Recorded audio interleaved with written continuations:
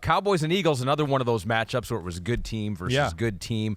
You took a look at the Cowboys defense against the Eagles offense, because I think there's two sides to this coin, too. I think there are some things that you did not like with what the Dallas Cowboys did in this game, and you'll get to those. But it also did feel like they had some success against Philadelphia, holding them to under 300 yards, the fewest that the Eagles have had in a game since Week 1 against a New England Patriots team. Yeah, no, there is a lot to be happy about, proud about if you're the Dallas Cowboys, right? We talked about Sunday night and everything. They should have the confidence to go, wait, if we play this team again, we can beat them, right? I guess here's my thing. And again, I don't want this to be taken lightly because like you said, they did a lot of good things, all right? But I think, again, if I start with my thesis statement, my problem with the Dallas D is too much lineup in it. Not enough tactical gambles like we just talked about, and the Eagles, more than maybe anybody in football, okay? I know that Dallas wants to play. They want to play, confuse you at the line of scrimmage and play aggressive man-to-man. That's usually what they want to do. But they can't do that against Philadelphia because if you play aggressive man-to-man, as we know all the time, sorry, A.J. Brown and Devontae Smith are going to go off on you, right? Let alone Dallas Goedert and all that. They played more zone in this football game, more stuff like that, right? Okay? And I'm okay with that to a degree. Right? But the Eagles, maybe more than anybody in football, have shown that they can go on the longest, most patient drives in the history of the sport.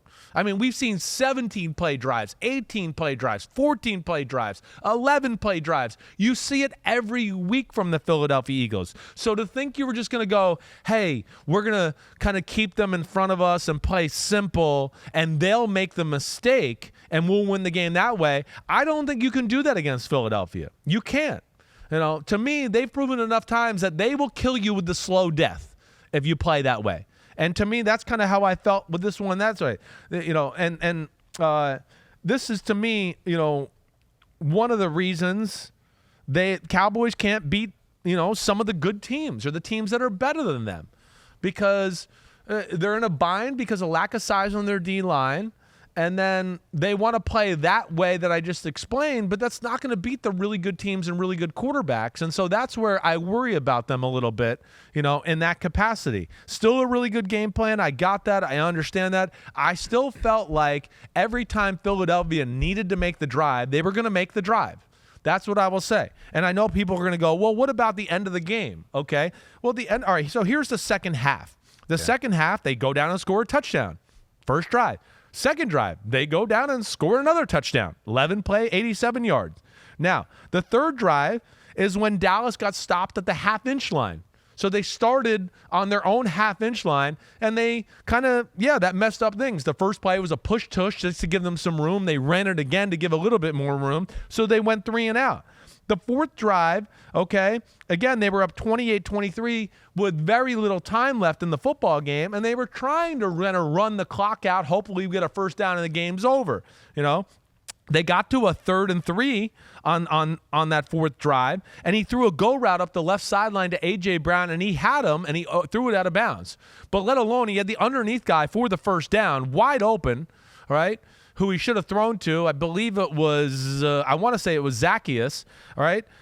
So that happened. And then, of course, now they get the ball back with 1 minute 15 seconds left, and they're just run the ball 3 straight times because they're trying to run the clock out with 1 minute and 17 left. Right. So I didn't necessarily look at those moments and go, oh, the Dallas defense stopped them, right? I look at it a little bit as the situation made Philadelphia be a little conservative and not go for it like they normally would. And that played in Dallas's favor. Nothing against Dallas that way, but, that is basically my thesis there of Dallas's performance on that side of the ball. I kind of think we're getting to a point where, if you're even a good defense, you need to do things to make the Eagles uncomfortable because they're almost the most dominant force. The time of possession you noted in your notes here, I think they're 3rd in the NFL right now. Exactly. They can quick strike. They can score in 2 plays or 17 plays. Exactly. Yes, you have to. And this is something we talked about last year, and this is why you heard me gush so much about the Chiefs in the Super Bowl because the Chiefs were the first team that went, we can't stop them. You can't. We're going to have to do some crazy shit to stop them.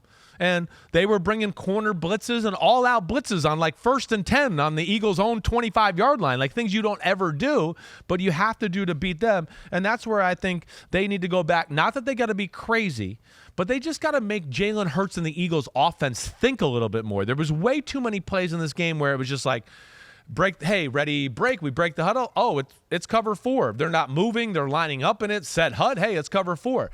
And the first drive of the second half, it was almost arrogant by the Dallas Cowboys. They played man-to-man 6 plays in a row.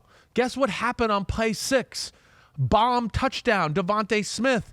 Okay? So that's where, you can't be predictable against them. You got to change it up like we talk about with all the good defenses. You brought it up, so let's go inside the numbers powered by AWS, and we'll power up the dots on that exact play that you just mentioned. Jalen Hurts touchdown to Devontae Smith.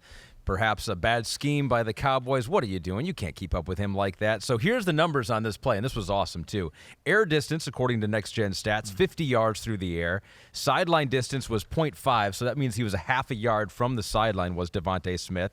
They calculated the completion probability on this play, 17%. They said just 17% of the time that's a completed pass. It was here, and Hurts now has thrown a league-high 16 touchdown passes when targeting go routes since 2022. He's a great go route thrower, right? We've always said that. He's a good deep ball thrower. And then he has 2 guys that are phenomenal in one-on-one downfield situations, whether it's 50-50 or they can just beat you, right?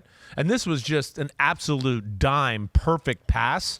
But again, they must have been like, wait, they're calling man again? Okay, we got to send guys on go routes. Enough of this crap. We can't let them get away with this. And the pocket was perfect. As you see, Hurts drops the ball right on the outside shoulder. Devontae Smith does a great job tracking it, catches it. Boom. You can't stop that. And that, to me, again, is why you can't be that predictable that many plays in a row. Dallas's D-line, in this game, with their front 4, pressured Hurts maybe as much as I've ever seen anybody pressure Hurts with just their front 4. So that was encouraging. But it still wasn't enough. And that's where, again, the tactical changes, hey, disguising coverages a little bit, hey, we're going to blitz, but then we drop back into the conservative coverages we played. I think they would go a long way as compared to just lining up in it like they did in this football game. And that was Inside the Numbers powered by AWS. Yo, what up, homies? Thanks for watching. Remember, subscribe to Chris Simms Unbuttoned. Right now, we got Sunday pod, right? So you can have it Monday morning. We recap all the action. Wednesday, it's the What the Happened podcast. We're going to get deep in the weeds on the key matchups of the week. And then Thursday, I'm picking games with that jerk Florio. So you know where to find us, homies. Keep watching. Peace out. We'll see you.